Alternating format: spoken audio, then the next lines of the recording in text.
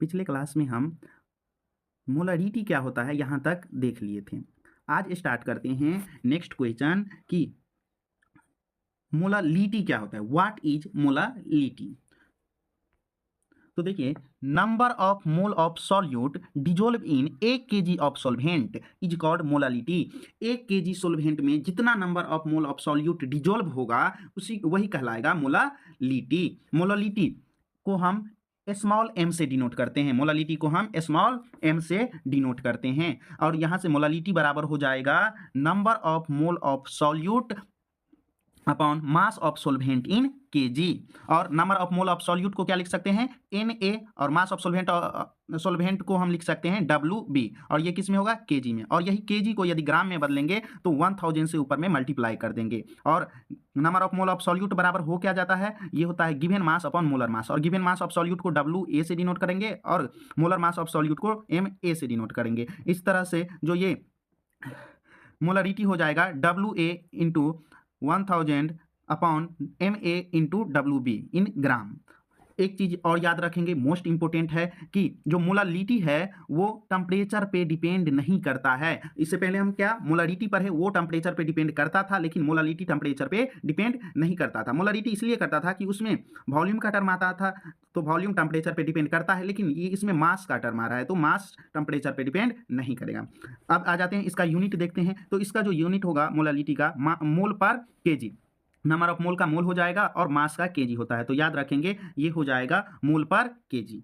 अब next question देखते हैं, क्वेश्चन नंबर 6 कि नॉर्मालिटी क्या होता है। What is normality. नॉर्मालिटी क्या होता है, तो number of gram equivalent of solute present in 1 litre of solution. 1 litre solution में जितना number of gram equivalent of solute present होगा वही कहलाएगा नॉर्मालिटी, वही कहलाएगा नॉर्मालिटी। फिर से देख लीजिए, 1 लीटर सॉल्यूशन में जितना number of gram equivalent of solute present होगा वही कहलाएगा नॉर्मालिटी। और नॉर्मालिटी बराबर हो जाएगा number of gram equivalent upon volume of solution in litre. तो याद रखेंगे नॉर्मालिटी में भी लीटर का टर्म आ रहा है, तो ये भी टेम्परेचर पे डिपेंड करेगा।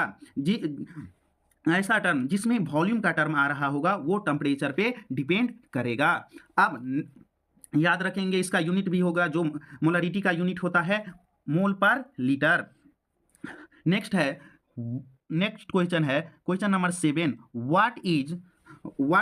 What do you mean bye vapour pressure. Vapour pressure से क्या समझते हैं, मोस्ट इंपोर्टेंट क्वेश्चन है। वेपर प्रेशर क्या होता है, सही से देखेंगे। At equilibrium pressure exert by liquid vapour on it's liquid surface is called vapour pressure. At equilibrium पर जो लिक्विड वेपर है अपनी ही सरफेस पे जितना प्रेशर एक्सर्ट करेगा वही कहलाएगा वेपर प्रेशर। एक टर्म है इक्विलिब्रियम, देखते हैं इक्विलिब्रियम क्या होता है। इक्विलिब्रियम क्या होता है, rate of evaporation is equal to rate of condensation को ही कहते हैं इक्विलिब्रियम कंडीशन। इसका मतलब हुआ, देखिए, जिस रेट से वाटर वेपर में बदल रहा है और उसी रेट से यदि वेपर कंडेंस हो रहा है तो यही कंडीशन कहलाएगा इक्विलिब्रियम। तो इक्विलिब्रियम देख लीजिए, rate of evaporation is equal to rate of condensation. अब देखते हैं कि वेपर प्रेशर कौन कौन सा फैक्टर पे डिपेंड करता है, कौन कौन सा फैक्टर पे डिपेंड करता है। तो ये पहला, नेचर ऑफ लिक्विड, कि लिक्विड कैसा है उसके नेचर पे डिपेंड करता है। और दूसरा टेम्परेचर, याद रखेंगे वेपर प्रेशर 2 फैक्टर पे डिपेंड करता है, नेचर ऑफ लिक्विड कि लिक्विड का नेचर कैसा है, और दूसरा टेम्परेचर। नेक्स्ट क्वेश्चन है Raoult's law. Raoult's law of vapour pressure for volatile solute. Raoult's law of vapour pressure क्या होता है फॉर वोलाटाइल सॉल्यूट, तो for a solution of volatile liquid the partial vapour pressure of each component is directly proportional to its mole fraction in the solution. जो partial vapour pressure होगा किसी भी solution में, solute और solvent का, वो directly proportional होगा उसके मोल फ्रैक्शन का, जो सॉल्यूशन में उसका मोल फ्रैक्शन होगा उसके डायरेक्टली प्रोपोर्शनल होगा। जैसे सॉल्यूट का यदि देखेंगे पार्शियल वेपर प्रेशर तो डायरेक्टली प्रोपोर्शनल होगा मोल फ्रैक्शन ऑफ सॉल्यूट। यदि सॉल्वेंट का देखेंगे पार्शियल वेपर प्रेशर तो वो डायरेक्टली प्रोपोर्शनल होगा मोल फ्रैक्शन ऑफ सॉल्वेंट। और डायरेक्टली प्रोपोर्शनल का साइन हटाएंगे तो एक कांस्टेंट आएगा पी बी नोट, जहां पी बी नोट है हाइपर, जहां पी बी नोट देख लेते हैं क्या है। पी ए नोट है hyper pressure of pure solute, और पी बी नोट है hyper pressure of pure solvent, और पी ए है partial hyper pressure of solute, और पी बी है पार्शियल हाइपर प्रेशर ऑफ सोल्वेंट, और पी टी है total pressure of solution. तो इस तरह से यहाँ से ये हो गया partial vapour pressure of solute, और ये पार्शियल वेपर प्रेशर ऑफ सोल्वेंट, और टोटल बराबर देखेंगे total partial pressure of solution, तो ये होगा partial pressure of solute plus partial pressure of सोल्वेंट, दोनों का सम हो जाएगा। और इस तरह से total vapour pressure of solute हो जाए सॉल्यूशन हो जाएगा सॉल्यूट प्लस सोल्वेंट। तो ये आप लोग याद रखेंगे। चलिए नेक्स्ट है Raoult's law for non volatile solute. Raoult's law of vapour pressure for non volatile solute, कि नॉन वोलाटाइल सॉल्यूट के लिए रॉट्स लॉ क्या होता है। तो याद रखेंगे, in a solution of non volatile solute total vapour pressure of solution is directly proportional to mole fraction of solvent in a solution. कि नॉन वोलाटाइल सॉल्यूशन सॉल्यूट के लिए जो रॉट्स लॉ होगा ये कहता है कि total vapour pressure of solution directly proportional to mole fraction of solvent. ये सिर्फ मोल फ्रैक्शन ऑफ सोल्वेंट पे ही डिपेंड करता है। देखिए ये ऐसा इसलिए होता है कि यहाँ से देखेंगे तो वेपर प्रेशर ऑफ प्योर सोल्वेंट यहाँ जीरो हो जाता है, क्योंकि ये नॉन वोलाटाइल है। तो यहाँ से vapour pressure of solute zero हो जाएगा, और तो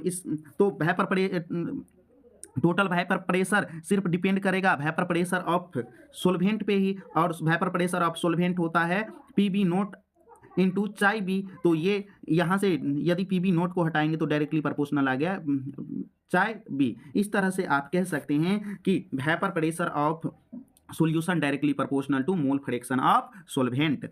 यहाँ देख लीजिए पीटी क्या है, total vapour pressure of solution है, पी बी नोट है pure vapour pressure of pure solvent, और चाई बी है mole fraction of solvent in solution.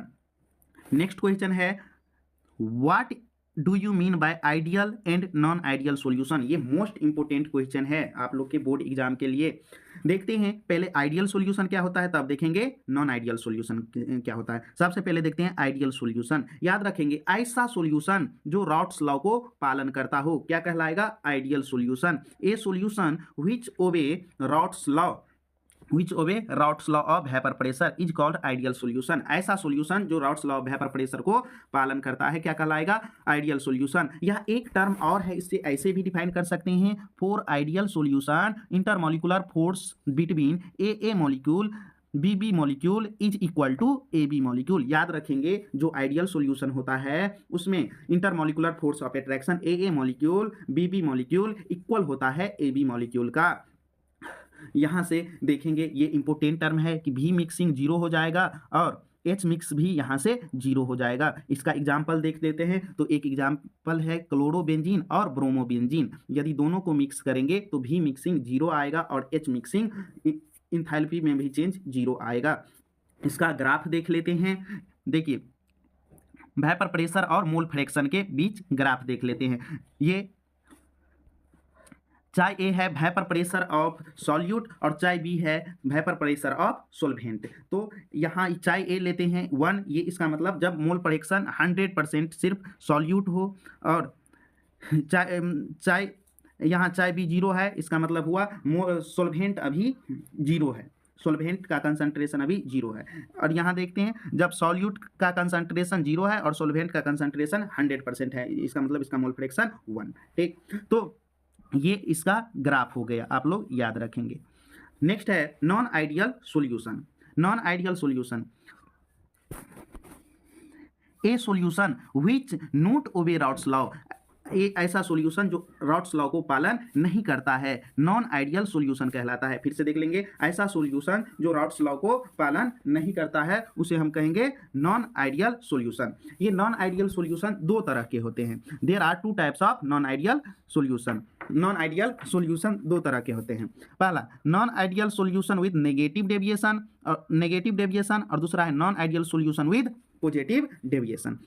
First देख लेते हैं non ideal solution with negative deviation.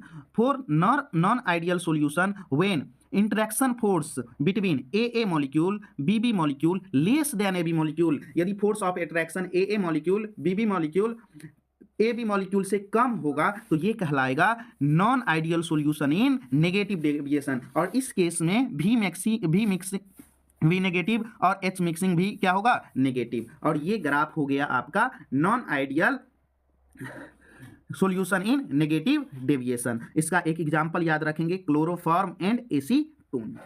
Next है non ideal solution with positive deviation. देखते हैं non ideal solution with positive deviation क्या होता है। For non ideal solution when intermolecular force of attraction between A molecule B molecule greater than A molecule, A molecule और B molecule का जो force of attraction होगा वो ए molecule से यदि ज्यादा होगा तो यही कहलाएगा non ideal solution with positive deviation. इस केस में यदि भी मिक्सिंग देखेंगे तो पॉजिटिव होगा और एच भी डेल एच भी क्या होगा, पॉजिटिव होगा। और ये आप लोग ग्राफ याद रखेंगे। नेक्स्ट है एजोट्रॉप्स। एजोट्रॉप्स क्या होता है, a binary solution of liquid having some same composition in liquid and vapor phase with which boil at constant temperature।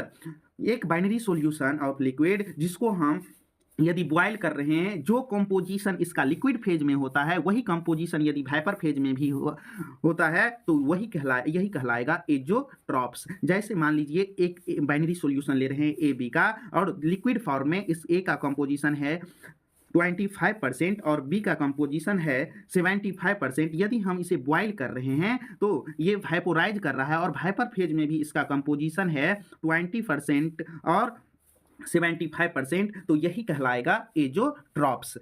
तो आज इतना ही रहने दीजिए, नेक्स्ट अगले लेक्चर में इससे आगे देखेंगे कि राउट्स लॉ क्या होता है, उसका प्रॉपर्टी जो मोस्ट इंपोर्टेंट वाला है।